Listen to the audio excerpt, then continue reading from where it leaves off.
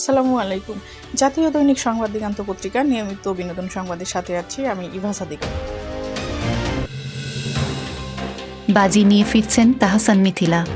বিচ্ছেদের এত বছর পর আবারও একসঙ্গে পর্দায় ফিরছেন জনপ্রিয় দুই তারকা রাফিয়াত রশিদ মিথিলা ও তাহসান খান। বাজি শিরোনামের 7 পর্বের ওয়েব সিরিজে দেখা যাবে তাদের। বাজি নির্মাণ করছেন মাটির প্রজার দেশ খ্যাত নির্মাতা আরিফুর রহমান।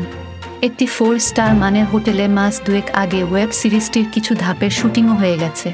তবে এসব নিয়ে নির্মাতা অভিনয়শিল্পী কেউই মুখ খোলেননি।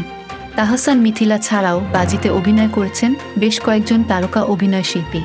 সিরিজটিতে তাহসান অভিনয় করেছেন একজন ক্রিকেটারের চরিত্রে, আর মিথিলাকে দেখা যাবে সাংবাদিকের চরিত্রে। তাহসান মিথিলার বাজি নির্মাণ করা হচ্ছে দেশীয় একটি ওটিটি প্ল্যাটফর্মের জন্য। এবছরই মুক্তি পেতে পারে সিরিজটি। তাহসান ও মিথিলার 2017 সালে বিচ্ছেদ হয়েছে। বর্তমানে তারা দুই মেরুর বাসিন্দা। তবে তাদের মেয়ের কারণে দুজনের বন্ধুত্ব ও পারস্পরিক শ্রদ্ধাবোধ অটুট রেখেছেন বলে জানা যায়।